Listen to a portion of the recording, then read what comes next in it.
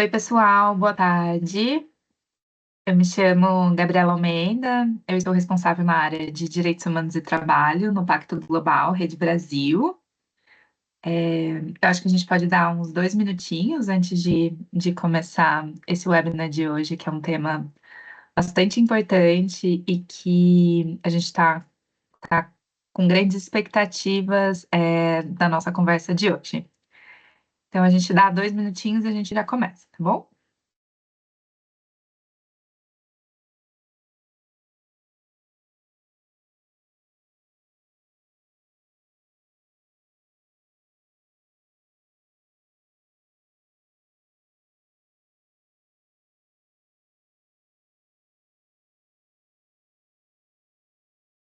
Gabi, vocês me escutam bem, pessoal? Só dá dois avisos.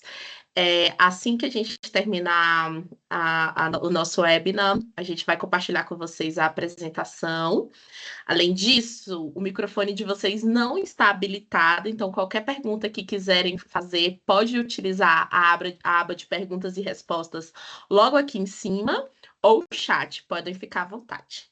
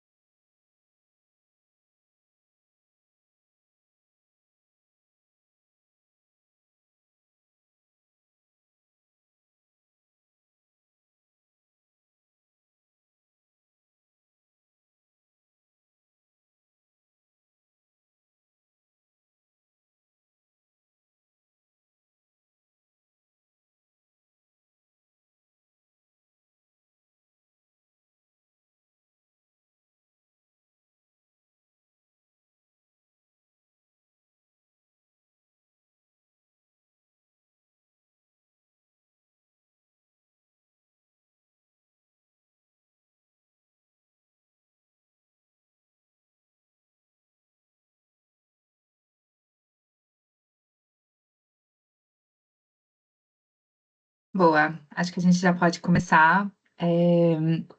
Antes de eu me apresentar novamente, eu vou fazer minha autodescrição. Eu sou uma mulher branca de cabelos ondulados castanhos abaixo dos ombros, visto uma jaqueta preta e uma blusa bege, e o meu fundo ele tá embaçado. Queria agradecer muito a presença de todas as pessoas. Vejo muito bons amigos e conhecidos e novos nominhos aqui também. Então é um prazer estar com vocês nessa tarde. Eu me chamo Gabi Almeida, eu estou responsável pela área de Direitos Humanos e Trabalho no Pacto Global Rede Brasil. E acho que antes da gente até começar um pouquinho falando do pacto e como os princípios voluntários de segurança e direitos humanos estão ancorados no pacto no Brasil, eu queria também convidar tanto a Adriana, a Giovana para se apresentar e na sequência a Victoriana vai também conduzir o treinamento com vocês. Perfeito, Gá, vou começar aqui. Olá, pessoal. Eu sou a Adriana, aqui no Pacto fico junto ao time de Direitos Humanos e Empresas, com a maravilhosa Gabi e Giovana. Eu sou uma mulher negra, tô de uma blusa de alça. Brasília tá bem quente, ao contrário de algumas pessoas que estão em São Paulo falando que tá frio. O meu cabelo é cacheado, é aqui na altura dos ombros. E aproveitando, quando passar agora para a Gil se apresentar, quem quiser apresentar-se também aqui no chat, colocando o nome da empresa e o seu nome completo, será ótimo. Isso, tem mais gente de Brasília aqui junto comigo. Oi, pessoal, boa tarde. É muito prazer, sou a Giovana, aqui também do Pacto Global Brasil. Me junto ao time como coordenadora de empresas de direitos humanos. Aqui fazendo a minha autodescrição também, eu estou vestindo uma blusinha de gola bege, né? Aqui estou em São Paulo, então aqui também está bastante frio. Meu fundo está embaçado, meu cabelinho está curto e eu estou usando um óculos também. É um prazer estar aqui com vocês hoje.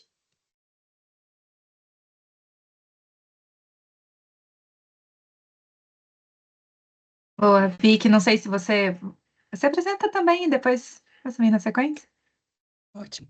Bom, pessoal, primeiro, boa tarde. Diferentemente da Gi, eu tô em São Paulo também, mas tô mais na vibe de temperatura da Dri.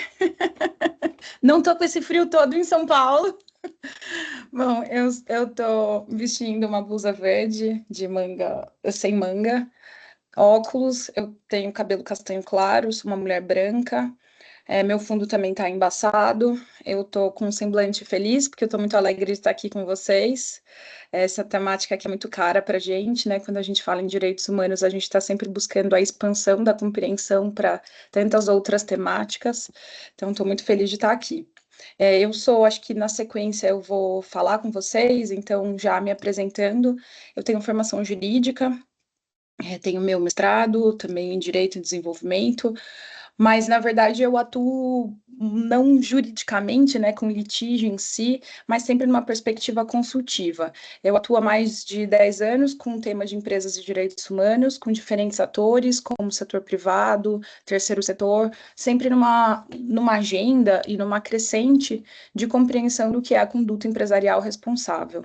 Então, esse tema, mais uma vez, é um tema que a gente tem aproximado, não só da perspectiva de conduta empresarial responsável, mas também baixo uma agenda internacional. Então, eu aí reforço a minha especialidade em direitos humanos e direito internacional. Obrigada. Obrigada, pessoal. Antes da gente começar no tema, né, dos princípios voluntários de segurança e direitos humanos, eu queria um pouco falar rapidamente sobre o Pacto. Então, o Pacto Global das Nações Unidas é uma iniciativa da ONU que tem por objetivo engajar as empresas nos temas dos Objetivos do Desenvolvimento Sustentável. Então, os pilares de direitos humanos, trabalho, meio ambiente e combate à corrupção, que baseiam todas as atividades do Pacto Global. E aqui no Brasil, a gente é a segunda maior rede a nível internacional, com mais de 2.000 organizações participantes. E na área de direitos humanos e trabalho, a gente também desenvolve diversas iniciativas, olhando tanto para a cadeia de valor, quanto para temas relacionados à educação, à diversidade, equidade e inclusão. E também nós temos a oportunidade de, desde junho do ano de 2024, ser a iniciativa que ancora os princípios voluntários de direitos humanos e segurança. Então, o Pacto Global, desde do segundo semestre do ano passado e nesse semestre, a gente vem trabalhando muito com essa conexão da agenda dos direitos humanos, dos princípios orientadores da ONU sobre empresas e direitos humanos, e a correlação com os pilares de segurança e dos princípios voluntários. Então, esse webinar ele faz parte de uma das iniciativas que a gente está promovendo no âmbito dessa conexão dos temas, e com certeza são agendas extremamente importantes para diversas empresas de diferentes setores, porque sabemos do impacto tanto dos agentes de segurança privado nas operações, na cadeia de fornecimento, tem em relação ao tema de direitos humanos. Então, sem mais delongas, eu gostaria muito de passar a palavra para Victoriana, grande amiga, super especialista na agenda de direitos humanos e empresas, para começar a conduzir essa conversa dessa tarde de hoje. Muito obrigada. Obrigada, Gabi. Eu vou projetar minha tela para ficar mais fácil. Vamos lá.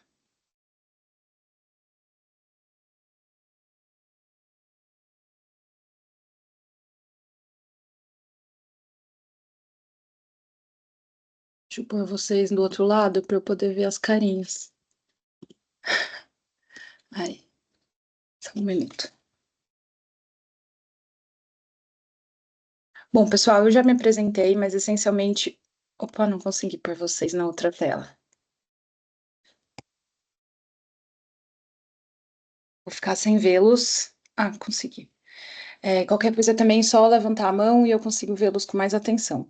Mas vamos lá, eu já me apresentei, só quero reiterar que o meu local, da onde eu falo, é um local, mais uma vez, em que a gente pensa não só uma perspectiva de conteúdo, então uma perspectiva em que a gente traz os elementos internacionais, estudos, tratados, melhores regulações, mas também uma perspectiva prática, né? Então, a gente atua com o tema, eu profissionalmente atuo com o tema, atuo junto às empresas, muita verificação em loco, bastante devida diligência. Então, a gente sabe que tem um desafio muito grande quando a gente fala com o setor privado na identificação do que são direitos humanos. Então, muitas empresas, na hora que vão definir, né, qual que é a minha política de direitos humanos, o que é direitos humanos para mim. Então, pensar direitos humanos na citricultura não necessariamente é a mesma coisa que direitos humanos na mineração. Primeiro, porque a gente está falando do impacto em pessoas distintas, então, algumas realidades de alguns setores a gente está falando de informalidade, trabalho rural, enquanto outros a gente está falando de um trabalhador extremamente regulado, como é um trabalhador de offshore, são trabalhadores com mais qualificação. Então, a gente está falando do impacto num público que difere de um setor para o outro, assim como a gente fala das violações específicas. Então, direitos humanos, muitas vezes, por mais que a gente tenha um range de 30 direitos humanos, na verdade, maior que isso, e a expansão da compreensão do que são os direitos humanos, mas às vezes questões relacionadas à saúde e segurança é mais crítico, é mais material para uma empresa do que outra, diversidade. Saúde e segurança, a gente sabe que muito pela regulação que a gente tem no Brasil, é um tema também que muitas vezes é transversal.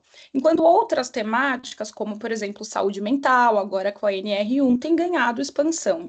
Então, a gente que trabalha com direitos humanos, a gente não só atua para que vocês e para que as pessoas, para que nós, né, a gente está em constante aprendizagem, mas a gente não só atua para uma maior compreensão do que são os direitos humanos, mas uma profundidade, uma qualificação do debate. Então, trazer os princípios voluntários sobre segurança e direitos humanos é um pouco essa linha, é compreender que os direitos humanos têm uma fronteira específica de atuação, que é a relação com a segurança pública e privada. Então, é nessa perspectiva que a gente vai falar hoje. A Gabi aqui já se apresentou, eu também já me apresentei. Inicialmente, a gente quer abordar com vocês, então, o que são os riscos de direitos humanos no contexto de segurança. Porque, mais uma vez, a gente está dizendo que é importante qualificar o debate numa perspectiva que direitos humanos eu estou dizendo, né? Para quem que eu estou falando, quem é impactado, quando a gente pensa num contexto de violência e violação envolvendo segurança. Além disso, explicar um pouco o que são os princípios voluntários, então como eles nascem, da onde eles nascem, para que eles nascem, e a iniciativa dos princípios voluntários, conhecida como VPI, que é Voluntary Principle Initiative, que é quem hoje é responsável pelos princípios voluntários, né? A Gabi comentou, então o Pacto Global faz o secretariado desse grupo de trabalho, mas quem é responsável não só pela sensibilização, mas pelos GTs, responsabilidade administrativa, faz o gerenciamento, é a iniciativa dos princípios voluntários. E essa iniciativa também tem os grupos de trabalho em cada país, então a gente vai abordar o grupo de trabalho no Brasil. E, por fim, falar um pouco de algumas ferramentas úteis que estão disponíveis para vocês publicamente no site, em que vocês podem ter acesso, como, por exemplo, um manual do que se tem que fazer dentro dos 10 passos que uma empresa pode fazer em português, um manual disponível. Então, a gente vai abordar essa agenda com vocês nessa nossa próxima 1 hora aqui. Em relação à segurança, acho que é importante a gente primeiro trazer um apanhado, por que a gente está falando de direitos humanos e segurança. O Brasil não só tem um arcabouço grande, né? A gente é signatário de tratados internacionais, de convenções internacionais, mas a gente também tem uma legislação nacional bem protetiva em relação a direitos humanos, direitos civis, direitos políticos.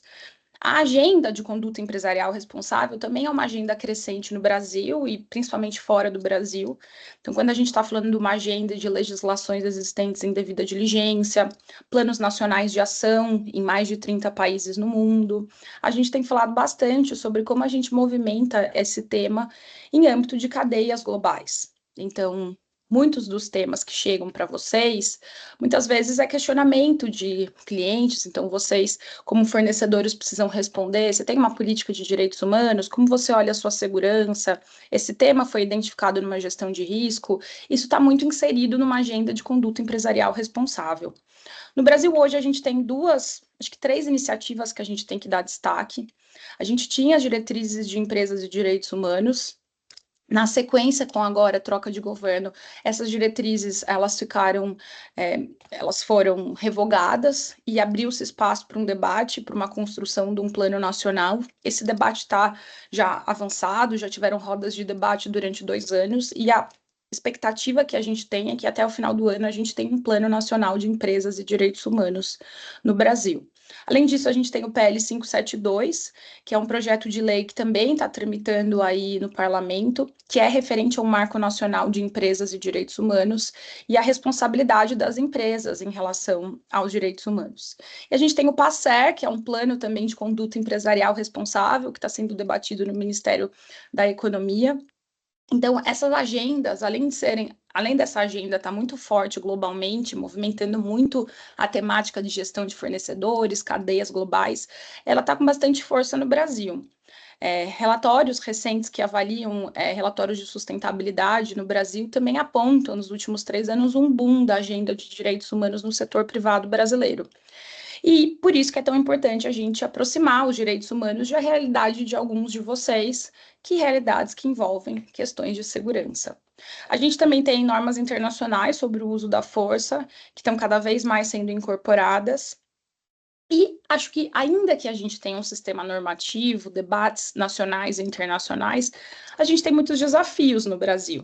E esses desafios não são de hoje, né? Então, a gente tem, primeiro, desafios envolvendo as próprias violações sistêmicas de direitos humanos. Se a gente pensar hoje relatos no Brasil de tortura, relatos de desaparecimento forçado, relatos de corrupção, a gente tem também uma violência persistente no Brasil a determinados públicos, como população LGBT, defensores de direitos humanos.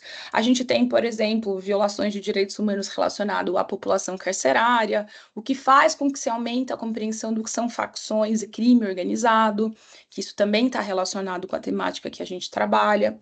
A gente tem aí inúmeras questões de direitos humanos. Infelizmente, eu trabalho com o tema há muito tempo, e já há muitos anos me entristece muito dizer que a gente é o país que mais mata LGBT, o país que mais tem problema com violência de segurança pública, segurança privada, violência patrimonial. Então, esses dados nos colocam numa realidade triste, alarmante, mas que também nos trazem um pouco essa compreensão de oportunidades de melhoria, considerando os desafios persistentes.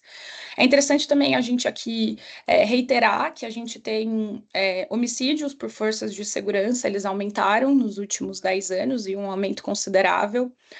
Vocês devem estar acompanhando o grande tema e a bola da vez, que se tem debatido muito, inclusive politicamente, né? Dizem que esse é o tema que vai definir as próximas eleições, é segurança pública, justamente porque a gente tem um aumento em vários dados. Aí, se a gente olhar hoje letalidade policial, a gente tem dados de 83% eram vítimas negras.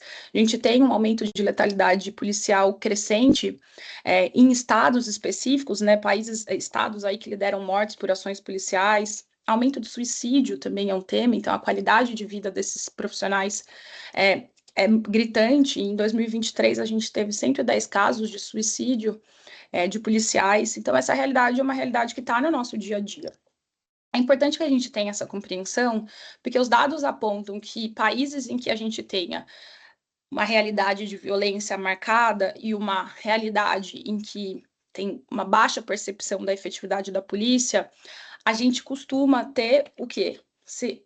Mitiga esse problema contratando segurança patrimonial privada. A gente também tem um problema no Brasil relacionado a isso, que é a qualidade dessa mão de obra, né? Quem são essas pessoas que estão fazendo esses trabalhos? Então, aqui é interessante dizer que a gente tem aumentado debates sobre esse tema no Brasil, muito também pautado na falta de dados públicos. Então, o próprio Fórum de Segurança tem reiterado que, com um anuário, que esse não é um dado que eles anualmente trazem dados relacionados à violência, mas que essa é uma função do Estado também, esse levantamento de dados públicos. Então, são muitos os desafios que persistem nessa realidade.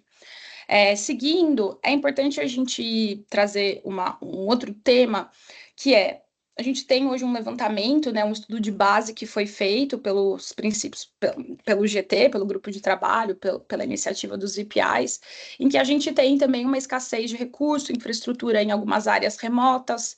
Então, se a gente olha hoje na Amazônia Legal, um policial civil cobre 339 quilômetros quadrados. Um déficit efetivo de vagas de polícia, uma logística precária, então muitos municípios a gente não tem acessibilidade. E claro que, nesse contexto, empresas extrativistas têm firmado acordos com forças de segurança por conta da fragilidade local, né? Então, um dos outros dados que foram trazidos aqui para a gente nesse levantamento, nessa pesquisa, é o avanço do crime organizado. Então, hoje a gente tem uma expansão territorial e econômica na Amazônia Legal, principalmente, o que se diz do narcogarimpo, roubo de combustíveis, facções que controlam as rotas multimodais, operam o narcotráfico. Então, isso influencia na atividade das empresas. Isso torna as empresas numa realidade muitas vezes vulnerável. E o que é trazido como setor de alto risco, empresas de mineração, óleo e gás e energia, que enfrentam riscos relacionados à insegurança local, então, violência, invasão, furto. Então, aí a gente está falando de um resguardo das próprias operações, então, eu estou dizendo do deslocamento da minha produção. Eu tenho uma produção, eu tenho que, independentemente do modal que eu vou usar, seja ele ferroviário, aquaviário, rodoviário, eu tenho que fazer a segurança desse deslocamento, assim como eu faço a segurança das minhas operações. E essa segurança dada a insegurança do contexto, ela muitas vezes a empresa utiliza de uma segurança patrimonial privada.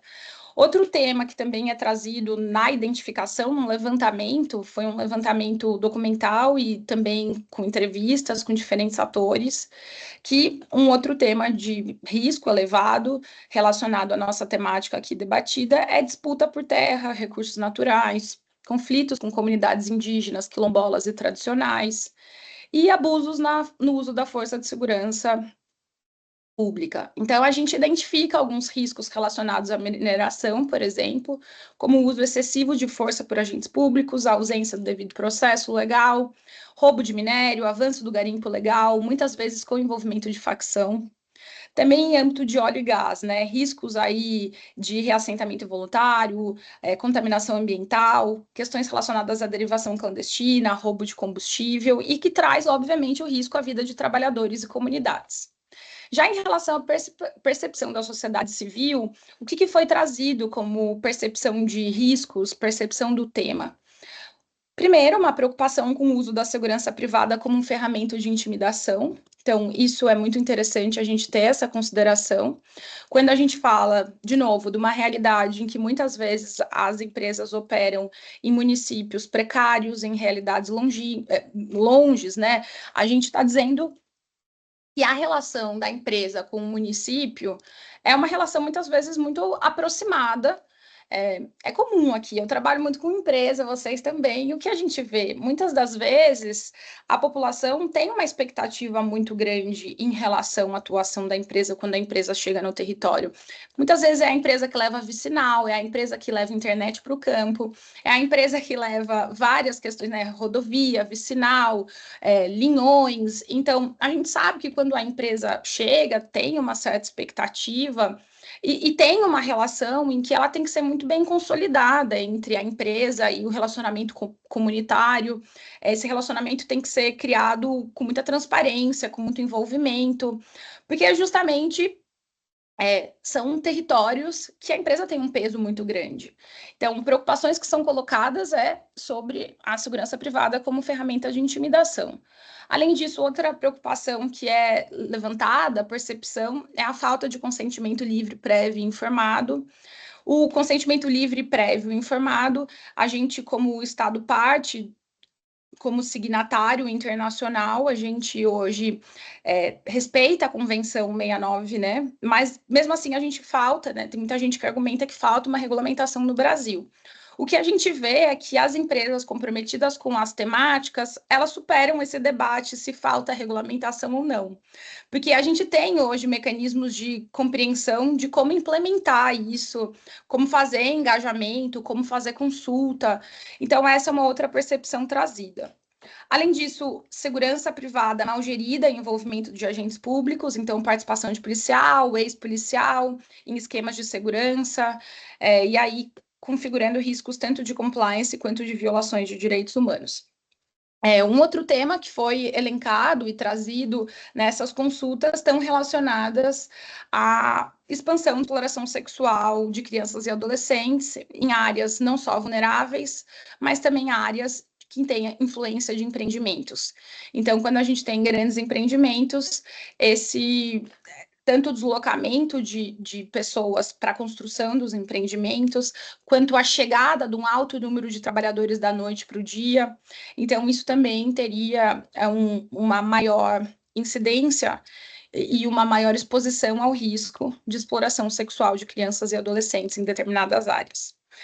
Acho que a gente também aqui, para avançar, a gente tem algumas percepções em relação às capacidades empresariais. Eu só destacaria ainda sobre percepções, questões relacionadas a conflito fundiário, violência no campo. Isso é um tema muito crescente no Brasil, então não tem como a gente não dizer que os nossos dados recentes, em 2023 foram 2.203 conflitos registrados, assassinatos, vítimas indígenas. Então, esse é um tema, né? Projetos de mineração e energia frequentemente estão sobrepostos em regiões e territórios protegidos ou territórios em que a gente tem populações e povos originários e tradicionais. Então, esse é um tema de bastante criticidade no Brasil.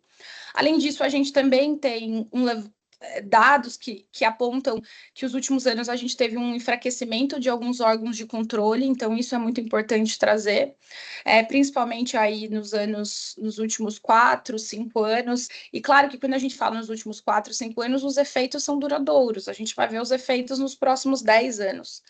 Mas enfraquecimento, como, por exemplo, cortes no IBAMA, FUNAI, questões relacionadas ao CONAMA. Então, a gente teve, durante 4, 5 anos, uma redução de fiscalização, aumento de desmatamento, violência no campo. Claro que tem aí uma perspectiva de reconstrução institucional que ela também tarda. Então, isso também impacta as realidades e as vulnerabilidades locais. Isso tudo para dizer que essa realidade é uma realidade brasileira, é uma realidade local. Então, vocês estão inseridos no Brasil, em municípios. Então, as empresas lidam com esses temas, lidam diariamente com os riscos, lidam diariamente com possibilidades, né, violações. Então, a gente tem também uma compreensão de diferentes níveis de preparo para lidar com esses riscos. Então, tem empresas hoje que estão muito avançadas, com vários protocolos, memorandos de entendimento com segurança pública, cláusulas contratuais, treinamentos. A gente tem muitas empresas avançadas, enquanto outras precisam de uma maior apropriação. Então, a capacidade de tanto prevenir quanto mitigar esse risco ainda é muito desigual. O bom é que, com esse boom da agenda de direitos humanos, o que a gente espera que a empresa faça? Tenha compromisso, gestão de risco. Então, muitas vezes, esse risco é identificado. Quando se faz uma boa avaliação de impacto, avaliação de risco, a gente consegue identificar questões relacionadas à segurança patrimonial privada. E aí, a gente tem oportunidades de melhoria. Essas melhorias estão tanto relacionadas a maiores diálogos com autoridades de segurança pública, quando a gente pensa nesses modelos de memorando, modelos que o próprio VPI fornece online, aberto. A gente tem treinamentos para a equipe de segurança, a gente tem diferentes oportunidades, por exemplo, de integração de segurança.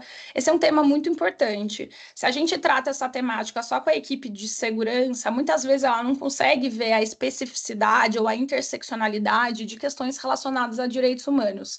Então, é muito importante que a gente tenha integração e conexão, por exemplo, com sustentabilidade, relacionamento com comunidade, direitos humanos. Outra oportunidade é o engajamento de forma estruturada, né, com a sociedade civil e movimentos sociais. Então, se a empresa tem esse engajamento, ela tem essa capacidade, essa abertura para esse engajamento estruturado, também isso atua de maneira muito interessante e necessária na prevenção de conflitos e na construção de confiança ali na licença social para operar. Então, isso são oportunidades de melhoria, junto com, obviamente, monitorar os impactos, construir indicadores. Nessa perspectiva, quando a gente pensa em melhorias, é aí que se apresentam os princípios voluntários, né? O que são os princípios voluntários, então? Os princípios voluntários, eles são um conjunto de princípios, a gente vai ver eles na sequência, mas eles são essencialmente orientados em 3 pilares. Nesses 3 pilares, cada pilar traz orientações, o primeiro traz 6 orientações, então vocês vão ver do ponto 1 ao 6, o segundo 13, o último 14 orientações. Mas esse conjunto de princípios, eles vão orientar as empresas, então, a gerir as suas operações de segurança patrimonial, de modo a reduzir o risco de violação de direitos humanos. Se a gente tem um contexto não só municipal, nacional, e um contexto relacionado à operação extrativista com maior risco a isso, então os princípios vêm e falam, olha, eu te oriento a como fazer essa gestão para que essa violação diminua, né, reduza esse risco. Os princípios, eles foram criados em 2000, então, empresas, governos e ONG juntos, né, aí uma organização tripartite, se comprometeram a trabalhar para lidar com essas violações, vários casos de violações envolvendo empresas, a gente tem casos aqui emblemáticos no Brasil também, então, e muita coisa que é interessante a gente pensar é que, em alguns casos, e daí trazendo mais em âmbito de experiência, o que a gente vê? A gente viu o caso envolvendo supermercado, o que é como muitas vezes a empresa era, né? Hoje em dia não cola muito mais isso. É uma técnica que a gente chama de cut and run, cortar e correr. Ah, não sou eu, é meu terceirizado. Ah, mas eu tenho um contrato de prestação de serviço da segurança patrimonial privada, que na verdade não é meu não funciona assim, né? A gente sabe, principalmente aqui no Brasil, responsabilidade solidária, a gente está falando de responsabilidade de direitos humanos. Então, quando a gente olha para os princípios voluntários, ele é um guia que ajuda as empresas, em especial essas empresas de maior risco, que são as empresas do setor extrativista, a gerenciar os riscos de forma mais eficaz. Além disso, a implementação dos princípios de maneira eficaz ela requer um maior engajamento com diferentes partes interessadas, seja a comunidade, governo federal. Além disso, os princípios voluntários sobre segurança e direitos humanos, eles estão alinhados com os princípios orientadores, os POs, ou os UN Guiding Principles.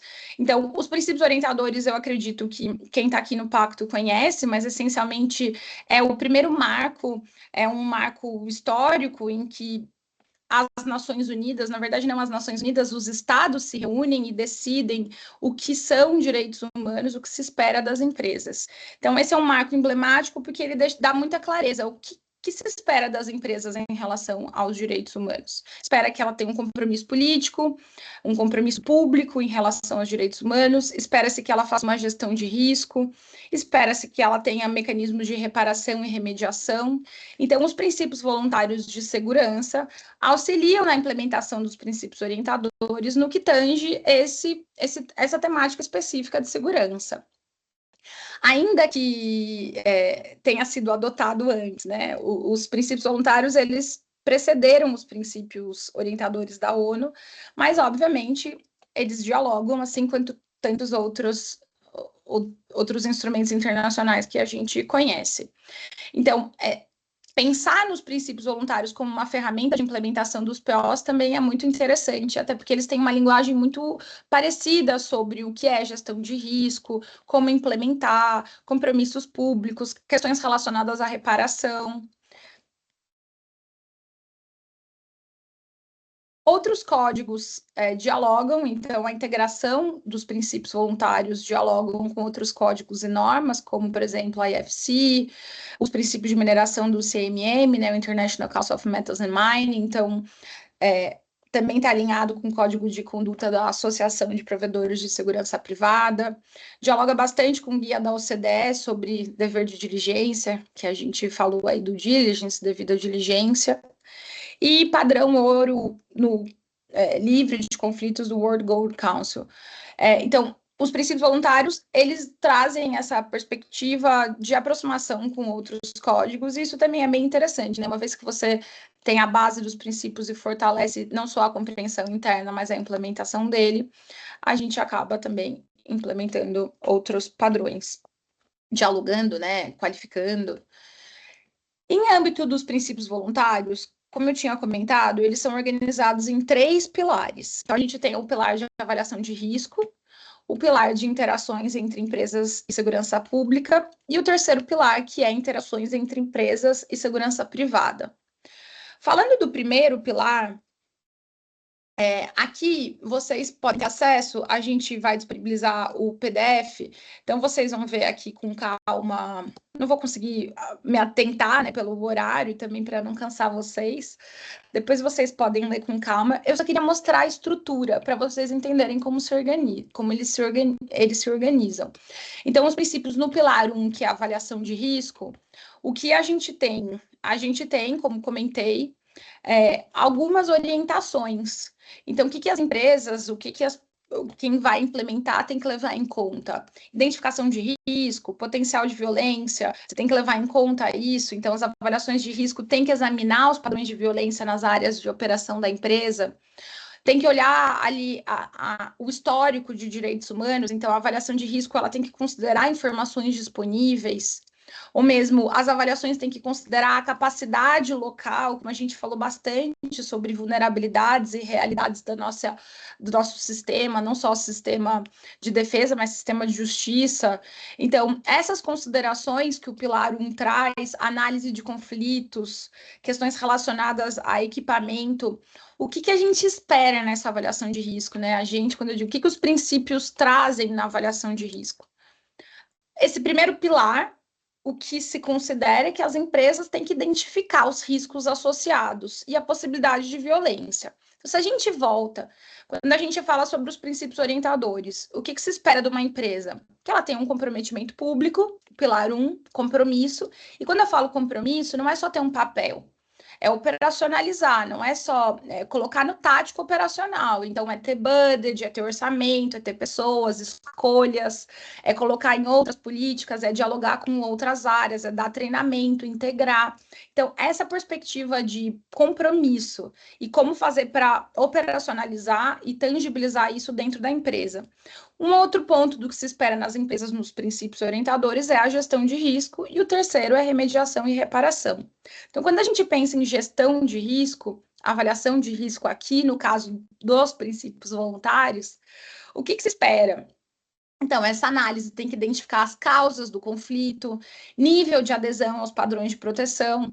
Os prestadores de serviço de segurança devem não somente avaliar riscos de segurança, mas também riscos de abuso de direitos humanos. Esse ponto é muito importante, porque tem crescido muito a temática sobre gestão de fornecedores. Então, como a gente faz uma boa gestão de fornecedores? Esse é um caminho não só para uma compreensão cada vez mais por modelos contratuais, então cresce a perspectiva de prestadores de serviço, seja para diferentes funções, transporte, limpeza, serviço de segurança. Então, com essa realidade de um aumento de contratação de pessoa jurídica, uma realidade não só brasileira, a gente tem, dentro da agenda de direitos humanos, cada vez mais falado sobre a necessidade de uma boa gestão de fornecedores. E a gestão de fornecedores se dá como? Se dá na homologação, se dá na seleção, na continuidade de avaliação do contrato, quando você fecha o contrato com o fornecedor. Então, quem compra tem um poder muito grande. Você, quando vai abrir um processo, uma licitação para escolher um fornecedor, tem um poder muito grande. Claro que há quem defenda que algumas exposições a gente tem que excluir essa pessoa da minha base de fornecedores. Eu costumo dizer que a gente tem que sempre ter um olhar tropicalizado. Isso pode ser um benchmark na Europa. No Brasil, considerando as realidades que a gente tem, o mais adequado é que a gente treine os nossos fornecedores, que a gente envolva, que a gente explique, que a gente traga o fornecedor junto. Então, pensar que o meu prestador de serviço de segurança deve avaliar não somente risco de segurança, mas também risco de abuso de direitos humanos, é poder dizer para ele o que são direitos humanos, o que é direitos humanos na comunidade local, o que se espera que ele avalie em relação à comunidade local. Porque, de novo, a compreensão do que são direitos humanos depende muito do setor que a gente está atuando, da realidade que se está atuando.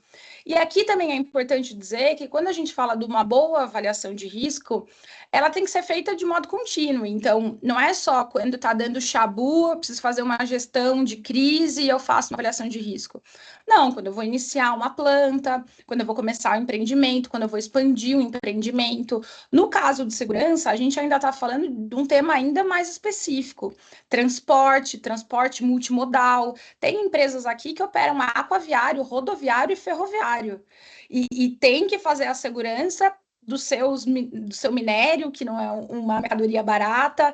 Então, essa realidade desse diferentes empresas vão tornando mais complexo, vai demandando ainda mais uma avaliação rigorosa, criteriosa e uma compreensão de como os direitos humanos dialogam com diferentes,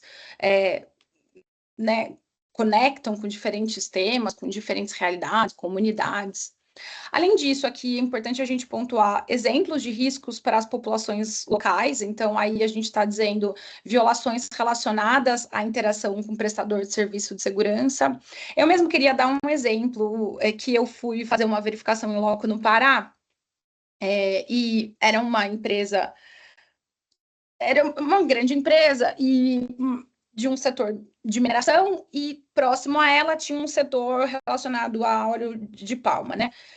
E quando a gente chegou lá, estava tendo muito problema, muita crise, muito problema. Por quê? Porque toda vez que passava um caminhão grande da empresa, subia particulado. E ao subir particulado, as comunidades do entorno começaram a ficar muito incomodadas. Então, voltavam para a empresa com relacionamento comunitário e dizia: não tá legal, a gente tem muito idoso aqui, tinha uma comunidade quilombola, então a gente tem muito idoso, problemas respiratórios. A empresa ia, jogava um caminhão de água-pipa, e um caminhão-pipa de água e reduzia os particulados. Acontecia de novo, vinha o caminhão. Até que chegou um momento que essa comunidade do entorno começou a ficar muito insatisfeita e fechou as vicinais, com impacto significativo para a empresa, porque ela deixou de escoar minério durante 3 dias. Qual foi o grande problema?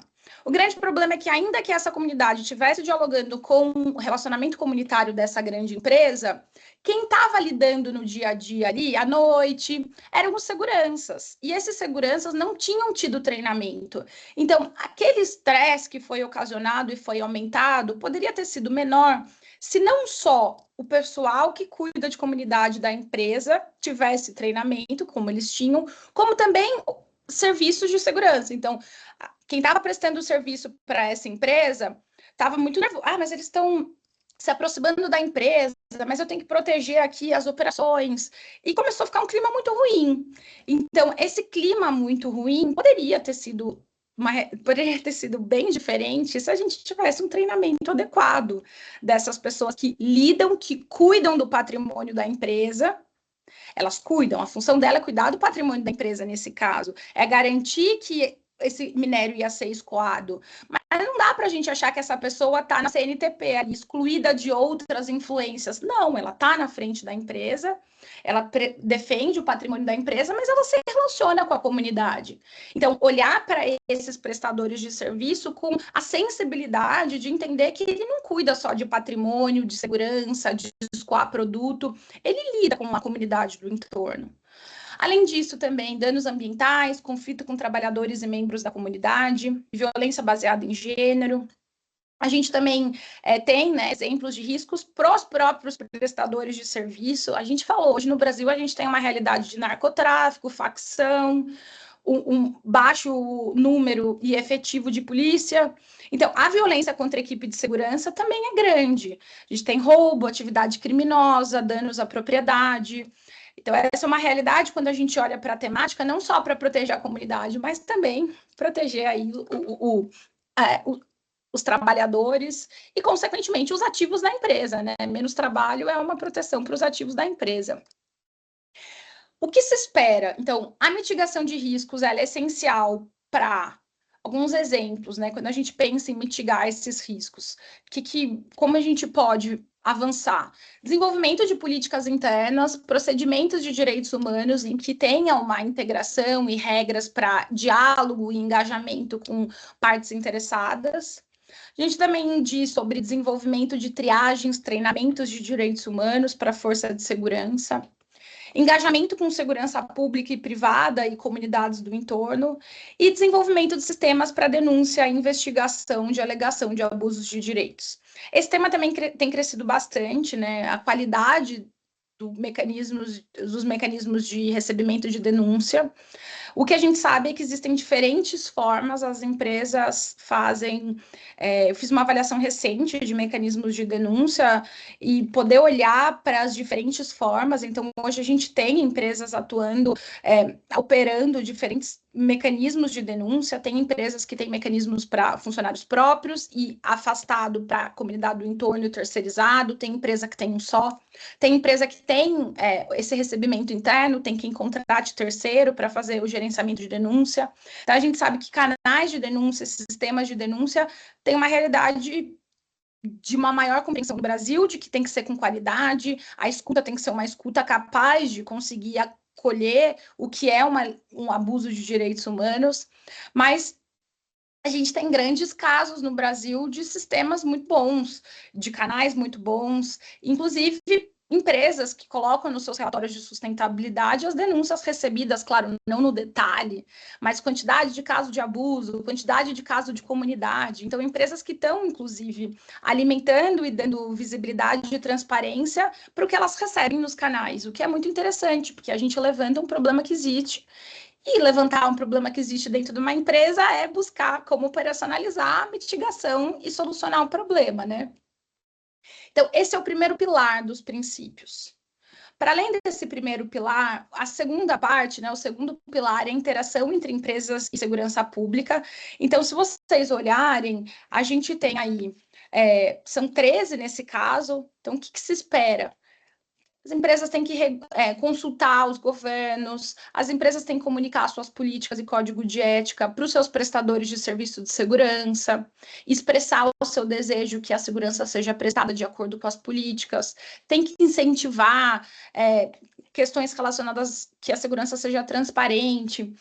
Quando vocês olharem, cada um dessas orientações dá muita clareza. Então, primeiro, o que eu espero que uma empresa faça em relação à sua influência, né? Que ela promova com as pessoas implicadas em violações, a força só deve ser usada quando estritamente necessário. Então, aqui a gente tem um caminho, o como avançar para uma boa implementação. Também, como se dá a resposta aos abusos, né? As empresas têm que registrar e comunicar. A gente vai falar, quero primeiro que vocês entendam a estrutura dos princípios e a gente já vai no detalhe. O terceiro pilar, então, é a interação das empresas com a segurança privada e também, né, o que a segurança privada tem que observar? As políticas da empresa, manter níveis elevados de proficiência técnica e profissional, agir de forma lícita. Então, tem as recomendações. Não deve empregar pessoas implicadas em abusos, deve usar a força somente quando necessário. E também aqui a gente tem 13 orientações. O que isso significa na prática? As boas práticas, elas incluem consultas e compartilhamento de informações com as comunidades. Então, quando a gente fala de engajamento, o melhor engajamento é aquele que é feito de modo contínuo. Não é tive um problema, eu consulto. Não, tem um relacionamento. Então, essa é uma boa prática elencada. Além disso, consultas regulares entre segurança pública e privada, comunicação das políticas de direitos humanos, desenvolvimento de memorandos de entendimento sobre as normas de direitos humanos, né, além da inclusão de cláusulas contratuais. Aqui também tem um modelo disponível no próprio site do VPI. Promoção do uso proporcional da força, desenvolver respostas eficazes e conjuntas a violações de direitos humanos. Como que a gente faz? O que é recomendado para gerenciamento de prestadores de segurança? Que tenham cláusulas modelo, então a iniciativa dos princípios, ela adotou essas cláusulas. A gente tem, como eu comentei, online, e essas cláusulas, elas podem ser tanto usadas em acordos de segurança, memorandos de entendimento, por exemplo, com o município, e também podem ser utilizadas numa perspectiva de incluir nos seus contratos de prestação de serviço. Um contrato de prestação de serviço, ainda que ele muitas vezes seja padrão, ele tem a capacidade, inclusive, da empresa, não só no contrato, mas no seu processo de homologação e de seleção, fazer algumas exigências relacionadas ao tema. Então, quando você vai escolher o seu fornecedor, você escolhe com base em quê? A gente sabe que muitas das escolhas de fornecimento, elas estão baseadas em volume de contrato. Então, o que você considera como um fornecedor crítico? É muito comum, pelo menos eu vejo muito isso na minha prática, que a criticidade de um fornecedor está associada a volume de contrato. Eu tenho um contrato de bilhões, milhões. 2, fornecedores monofornecedores, então eu dependo dele, eu não posso ficar sem ele, ele é meu fornecedor único, então ele é crítico para mim, eu tenho que ter um bom relacionamento. Tem outras maneiras, né, que as pessoas consideram criticidade, então criticidade relacionada algumas dependências específicas, ou, por exemplo, temáticas específicas, como, por exemplo, segurança de dados. Então, a criticidade ela é determinada pela própria empresa. O que a gente costuma dizer em direitos humanos? Que a criticidade de um contrato ela é intensificada e esse fornecedor se considera crítico quando tem uma prestação de mão de obra. Primeiro, porque quando eu falo de direitos humanos, eu estou falando de pessoas. Então, se eu tenho limpeza, se eu tenho segurança, se eu tenho motorista. E hoje, cada vez mais, a gente contrata esses serviços e não faz no modelo CLT. Então, se eu tenho uma prestação em que tem uma mão de obra, isso, para mim, como direitos humanos, já é crítico por si só. Primeiro, não só porque eu estou falando de pessoas, mas também porque eu estou falando que o modelo hoje no Brasil, a gente tem um modelo de responsabilidade solidária, em que, envolvendo prestação, tomada de serviço, eu respondo também. Então, essa técnica do não sou eu, é o meu prestador, cut and run, não fui eu, é meu terceiro, é um contrato, não cola. Por isso que é tão importante que a gente tenha a compreensão desse risco de direitos humanos envolvendo segurança, para que eu possa olhar, selecionar, para que eu possa olhar melhor o jeito que eu contrato, incluir cláusulas. Além disso, também o gerenciamento dos prestadores de segurança estão relacionado a treinamento, material de treinamento. Tem um material de treinamento disponível no site para vocês podem acessar. E, além disso, a gente diz aí, né, a gente tem que ter prestadores de segurança pública e privada com procedimentos para garantir que essas denúncias, que pessoas que cumpram, né, pessoas contratadas não estejam envolvidas em violações de direitos humanos. A gente tem um debate muito grande ocorrendo no Brasil sobre essas questões envolvendo policiais. A gente sabe que um contingente no Brasil significativo de violência, de segurança privada, são policiais que não estão na ativa, policiais que fazem um segundo trabalho, infelizmente pela desvalorização dessa mão de obra no Brasil, então a gente precisa sim pontuar isso. Só que é uma realidade diferente. Então, muitos dos indivíduos que têm essa possibilidade da utilização da força, porque foi policial no passado, porque foi o jeito que foi ali, né, treinado em âmbito dessa segurança pública, não é a mesma coisa na segurança privada. Então, é muito importante essa compreensão também de uma boa qualificação desse profissional, pela realidade do profissional que a gente tem disponível para fazer esse tipo de trabalho. Então, se é um profissional que vem, muitas vezes, de um policial que já não está mais efetivo, ele vem com essa mentalidade. Então, ele precisa ser muito bem treinado, ele precisa compreender que hoje ele tem outra prerrogativa de utilização da força. Então, isso é bem direcionado com treinamentos, com processo de seleção, avaliação dos profissionais envolvidos. Além disso, nesse pilar, a gente está dizendo de respostas a incidentes de direitos humanos. Então, teve um problema, como que eu respondo a esse problema? O que os princípios dizem? Teve um problema, eu respondo como? É importante que a gente tenha um envolvimento de diferentes partes interessadas. Então, respostas rápidas e apropriadas é o que todo mundo quer.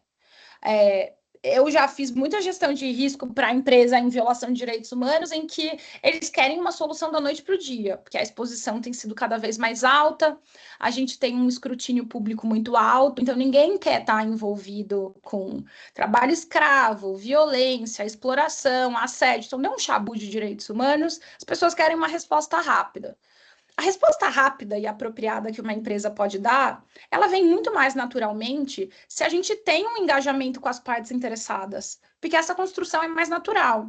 Então, os princípios voluntários, o que eles dizem? Que as empresas têm que relatar às autoridades os problemas de direitos humanos, até porque a gente tem hoje uma demanda muito grande por dados públicos, então se a gente olha o Observa DH, do Ministério de Direitos Humanos, cada vez mais tentando se aproximar dessa linguagem de violações cometidas por empresas, seja em relação a defensores públicos, comunidade do entorno, comunidades e povos originários tradicionais.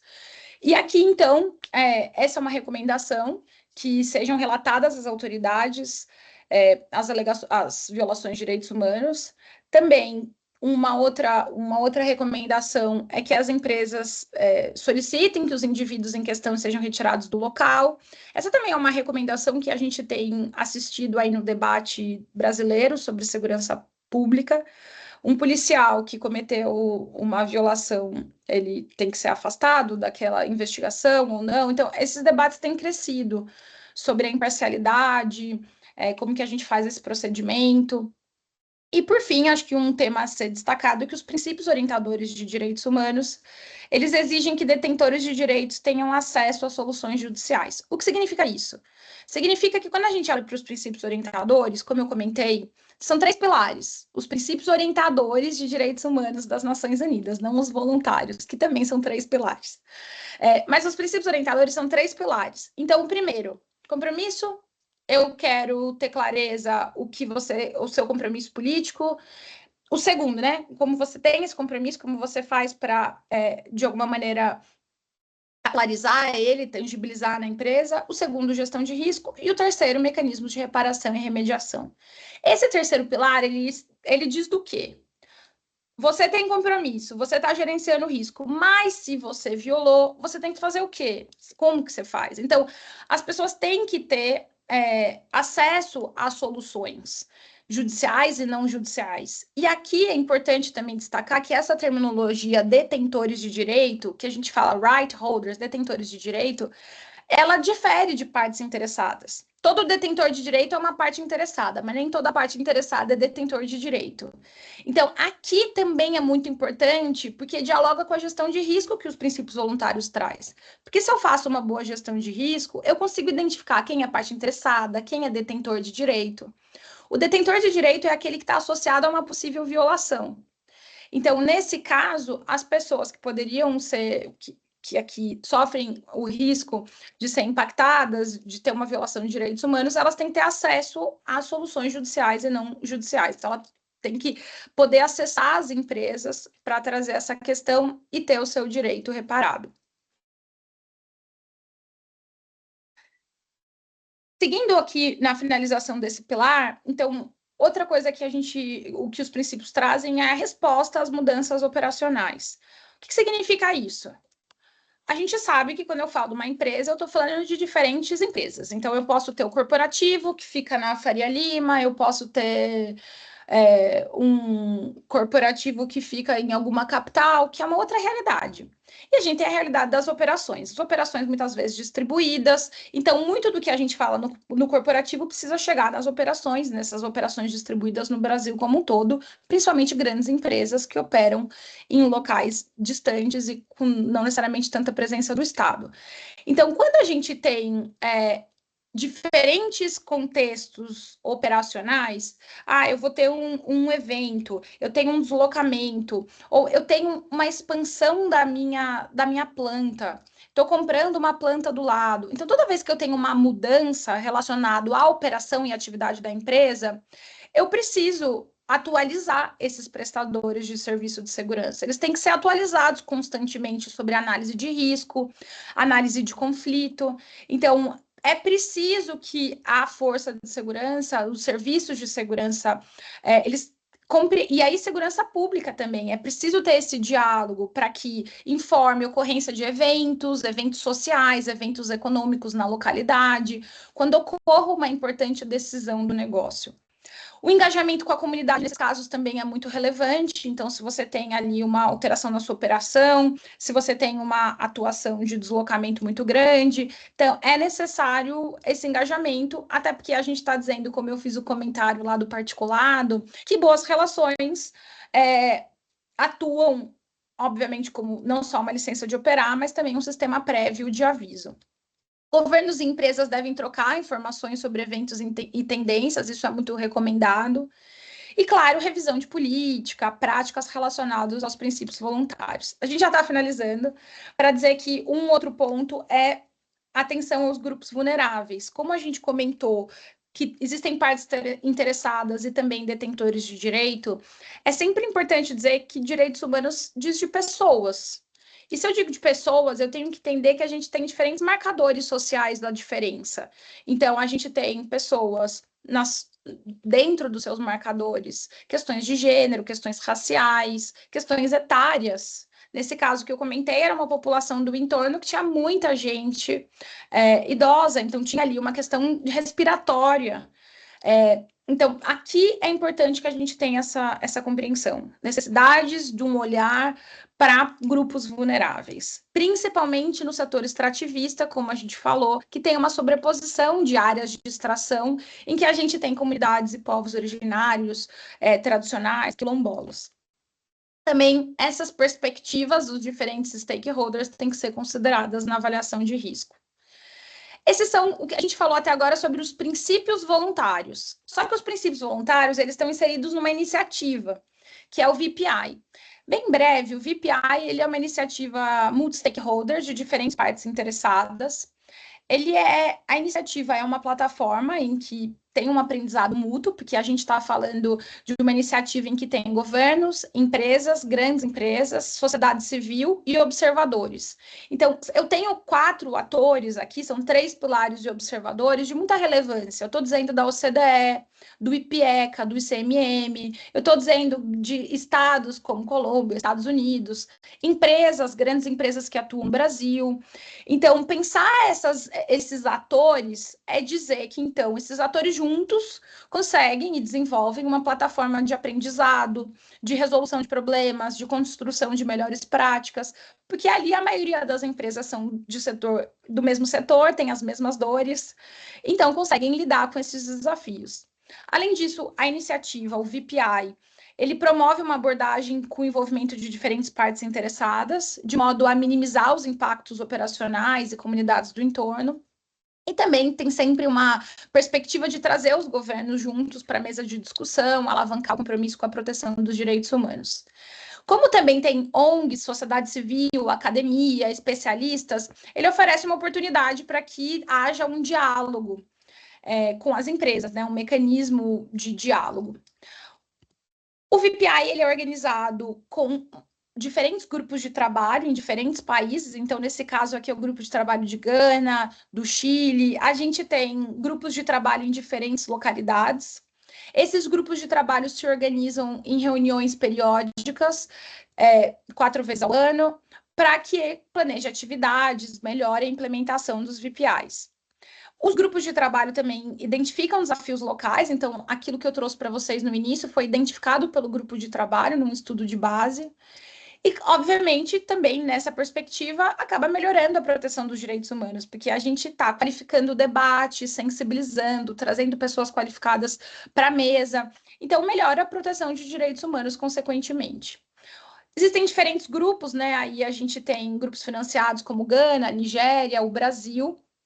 No Brasil, o Brasil foi identificado como prioridade para sediar o grupo de trabalho. Ele foi lançado em novembro de 22. As reuniões são feitas 4 vezes ao ano, então a gente teve uma primeira esse ano em março, online, e agora a próxima é presencial, então são reuniões 2 presenciais, 2 online. E hoje, desde agosto de 24, a secretaria do grupo de trabalho está sendo conduzida pelo Pacto Global. Por fim, só dizer que tem muita biblioteca de ferramentas, ao longo a gente foi falando. Então, vocês conseguem olhar aqui nos resources, nas ferramentas no próprio site. Existem os princípios voluntários, os 10 passos para manter a segurança em conformidade com os direitos humanos. Esse documento é muito legal. Tem um checklist com as principais tarefas que vocês têm que, né, ferramentas de apoio. Ele está disponível em português. Então, recomendo super que vocês vejam esse documento. Além disso, tem uma ferramenta de análise de conflito, que foi lançado em 22, para que a empresa consiga entender a dinâmica de conflito da atuação. Tem também considerações sobre gênero e grupos vulneráveis, que também está disponível, é um guia de implementação, uma ferramenta aí que traz uma perspectiva de integração das análises de risco numa perspectiva de gênero e grupos vulneráveis. E um guia sobre respeito aos direitos das pessoas defensoras de direitos humanos, que também é um excelente guia disponibilizado, que ajuda a identificar as questões envolvendo defensores de direitos humanos. Existem outros materiais que vocês podem acessar de disponibilidade, como aí eu destaco o material de treinamento. Então, esse treinamento ele está disponível em espanhol, mas ele é um material bem interessante, que é um guia de capacitação para esse público, né, de segurança. E por hora é isso. A gente também queria destacar, acho que a gente pode abrir para perguntas aqui, né, e diálogo, mas já destacar para vocês que a gente teve, então, a primeira reunião agora em março, online. A próxima reunião é presencial, Save the Date, no dia 29 de maio. No dia 28 vai ter o seminário de minerais críticos do IBRAM, em Brasília, e que muitos dos membros do GT vão estar em Brasília nesse seminário no dia 28. Então, a gente vai fazer no dia 29, na sede do IBRAM, a gente vai fazer um evento que a gente está fechando a agenda, então a gente vai voltar para vocês nos próximos dias com uma agenda completa. E a ideia é, nesse evento, poder também seguir com compartilhamento de experiências, trazer as atualizações do que a gente teve no nosso estudo de base, dar visibilidade para o estudo de base. A gente fez, no último encontro, discutiu sobre formulários de acionamento de segurança, como as empresas fazem esse formulário. Então, vai ser um encontro bem legal, em que também a gente vai ter aí, a nossa ideia é ter o Fórum de Segurança Pública, o CDE. Então, vai ser um evento bem, bem legal e a gente conta com vocês. Show. E quem tiver qualquer dúvida, pode nos acessar pelo vpi@pactoglobal.org.br. A gente está aí disponível para responder dúvidas. A gente vai enviar para vocês também esse material, então vocês vão ter o nosso e-mail e a gente se coloca à disposição. Deixa eu parar de projetar.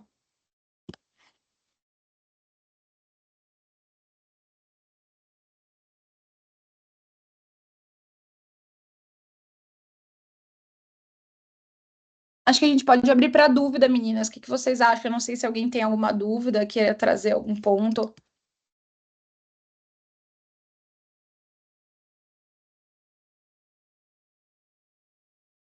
Vicky, aqui acompanhando os comentários, não apareceram muitas dúvidas, mas muitas mensagens elogiando o ótimo trabalho e o nosso webinar. Aqui, deixa eu dar uma conferida nos perguntas e respostas, se apareceu mais alguma dúvida. Esse espaço está aberto, quem quiser escrever, podem ficar à vontade. Se surgir dúvidas posterior, pode enviar e-mail para a gente, que a gente responde o mais rápido possível.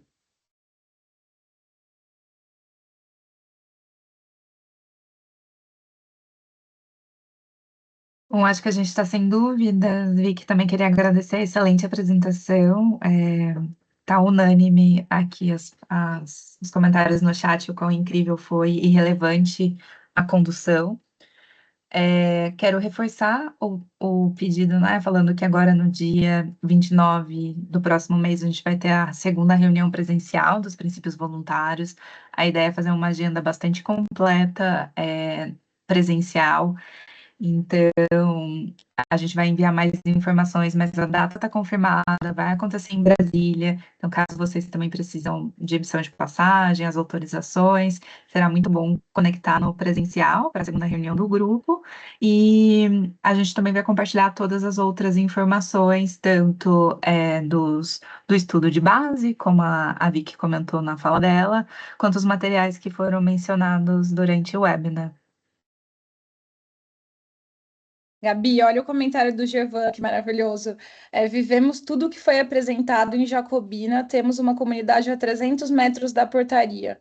Também tem essa, né? Muitas empresas, a comunidade cresce em si. Você vê Matão, várias empresas, a comunidade cresce em volta da empresa. A empresa vai e depois, com o tempo, a comunidade cresce em volta. E depois a empresa tem, obviamente, essa responsabilidade de lidar com isso.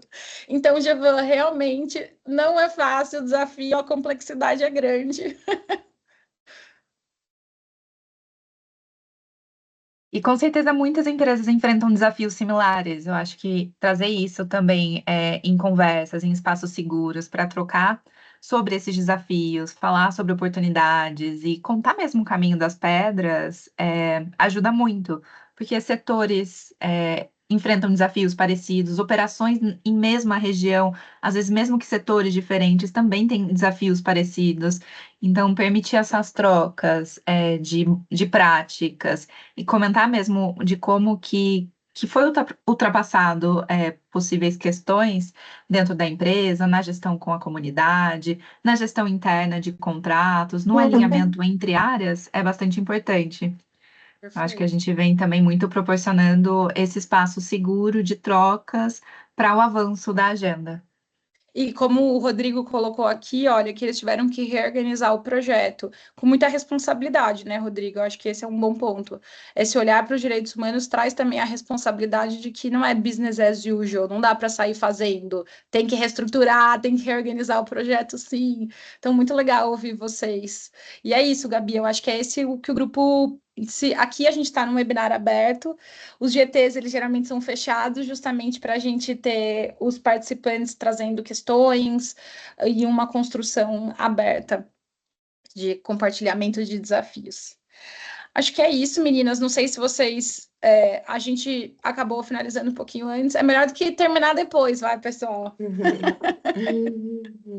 Obrigada, Vicky. Pessoal, a gente quer tirar uma foto final. Podem ficar à vontade para abrir as câmeras. Eu acho que ela está habilitada para todos, todas e todes. E vamos tirar uma foto final aqui. Vou aguardar todo mundo se preparar.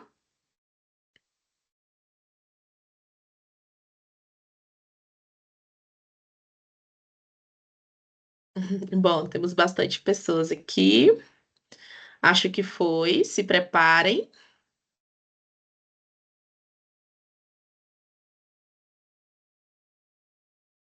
Prontinho, galera. Muito obrigada. Tchau, Vou pessoal. Bom encerrar aqui o feriado. nosso evento. Obrigada, gente. Bom feriado. Tchau, tchau.